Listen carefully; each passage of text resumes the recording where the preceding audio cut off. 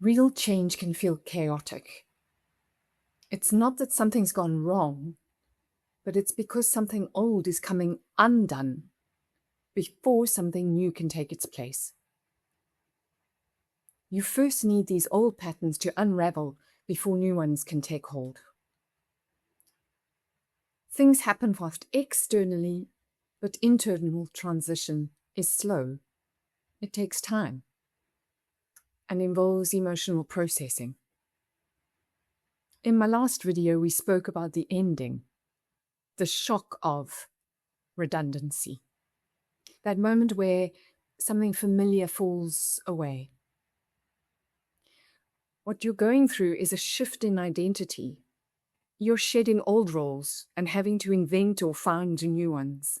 So if you're feeling confused, unsettled, all over the place, nothing is wrong. You're exactly where you're meant to be.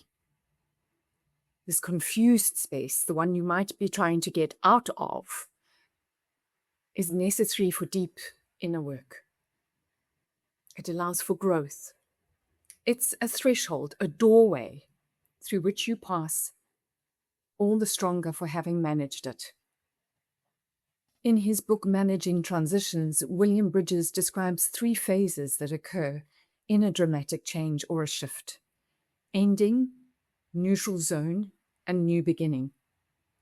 Last time we spoke about the ending, redundancy, and the shock, denial, and fear that dominate this phase. Today I'm exploring what sounds like a fairly innocuous phase, the neutral zone.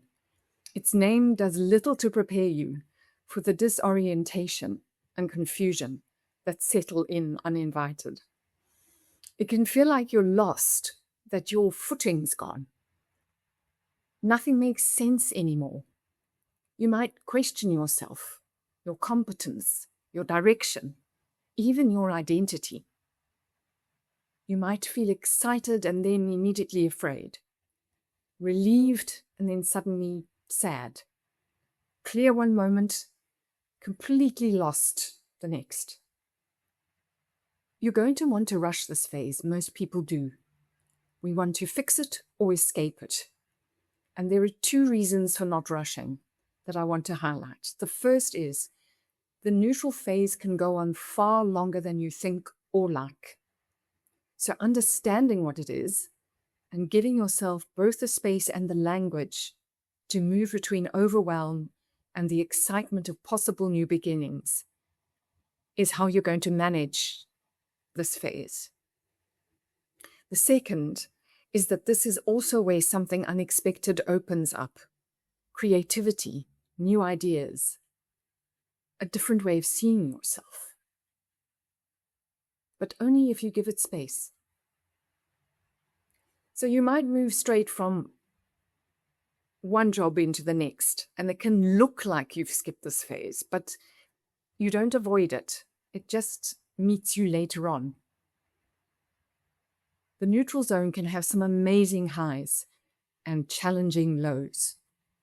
It's also important to be aware that a lot of progress in this phase is anything but glamorous.